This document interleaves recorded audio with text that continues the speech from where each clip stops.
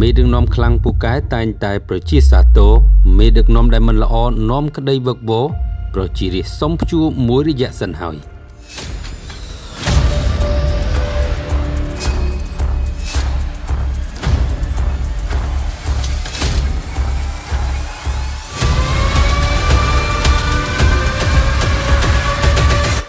និយាយមិនទាន់ផុតពីមាត់ស្រួលបួលផងលោកស្រីផែថងឋានស៊ីនវ៉ាត់បានរបូតដៃរអិលធ្លាក់ចេញពីសង្វៀននយោបាយថៃបណ្ដោះអាសន្នហើយ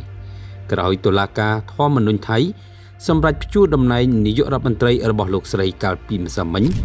ដោយសារការរំលោភរដ្ឋធម្មនុញ្ញស្តីពីក្រមសីលធម៌ស្តង់ដារជានាយករដ្ឋមន្ត្រីក្រោយការបែកធ្លាយសារសម្លេងសន្ទនាជាមួយសម្ដេចតេជោហ៊ុនសែនប្រធានព្រឹទ្ធសភាកម្ពុជាតំណែងជានាយករដ្ឋមន្ត្រីបណ្ដោះអាសន្ននេះបានធ្លាក់ទៅដល់ដៃឧបនាយករដ្ឋមន្ត្រីនិងជារដ្ឋមន្ត្រីក្រសួងសាធារណការគឺលោកសុរិយៈជួងរងគ្រងកិច្ចការរបូតតំណែងជានាយករដ្ឋមន្ត្រីនាពេលនេះគឺជារឿងដែលគេស្មានដឹងទុកជាមុនហើយថាលោកស្រីមិនមានសមត្ថភាពនិងអំណាចគ្រប់គ្រាន់ដែលមិនអាចរក្សាតំណែងជានាយករដ្ឋមន្ត្រីបានយូរនោះឡើយនោះក៏ព្រោះតែអសមត្ថភាពដោះស្រាយបញ្ហាប្រឈមខាងសេដ្ឋកិច្ចដែលកំពុងដាំក្បាលចុះបញ្ហាសង្គមនិងសន្តិសុខ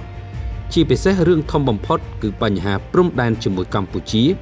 គ្រាដែលរដ្ឋបាលរបស់លោកស្រីផែថងឋានធ្វើអ្វីទៅតាមខ្សែញាក់និងប្រឹងផ្គាប់ចិត្តក្រមយោធាដើម្បីគេចផុតពីការធ្វើរដ្ឋប្រហារ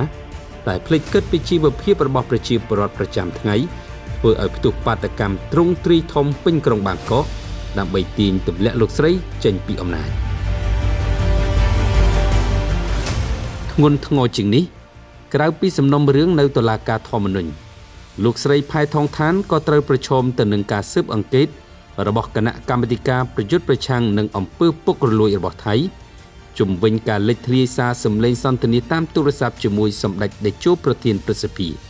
ករណីរកឃើញមានពិរុទ្ធដោយតុលាការកំពូលរបស់ថៃនោះសិទ្ធិនយោបាយរបស់លោកស្រីផែថងឋាននឹងត្រូវដើរដល់ទីបញ្ចប់ក្រឡេកមកមើលបញ្ហាផ្ទៃក្នុងមួយទៀតគឺមេដឹកនាំប្រឆាំងថៃនៃគណៈបកប្រជាជនបានព្រមានថាប្រសិនបរដ្ឋាភិបាលថៃនៅតែបន្តបដិសេធមិនរំលាយសភានោះគណៈបកប្រជាជនថៃនឹងប្រើប្រាស់យន្តការសភាដើម្បីជំរុញឲ្យមានការផ្លាស់ប្តូររដ្ឋាភិបាលតាមរយៈការបោះឆ្នោតថ្មីដូច្នេះសម្ពាធគ្រប់ច្រកល្ហកទាំងមុខទាំងក្រោយមកលើលោកស្រីផែថងឋានបែបនេះទំនងជាមិនអាចធ្វើឲ្យលោកស្រីរើខ្លួនរួចនិងកិច្ចផុតពីការបញ្ចប់ជីវិតនយោបាយរបស់ខ្លួនបានឡើយងាកមកប្រទេសកម្ពុជាឯនេះវិញទាំងរដ្ឋាភិបាលប្រជាជននិងកងទ័ពបាននឹងកំពុងមូលមាត់គ្នានិងសាមគ្គីជាតិជាសម្លេងតែមួយក្នុងការឆ្លើយតបទៅនឹងការឈ្លានពាននិងការគំរាមកំហែងពីសំណាក់យោធាថៃមកលើអធិបតេយ្យភាពកម្ពុជា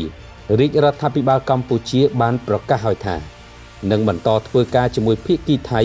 ក្នុងនាមជាប្រទេសជិតខាងគ្នាបើទោះបីជាតំណែងនាយករដ្ឋមន្ត្រីថៃបច្ចុប្បន្នត្រូវបានព្យួរក៏ដោយហើយការផ្លាស់ប្តូរសមាជិកភាពនាយករដ្ឋមន្ត្រីថៃយ៉ាងណានោះគឺជារឿងផ្ទៃក្នុងរបស់ប្រទេសថៃសុទ្ធសាធ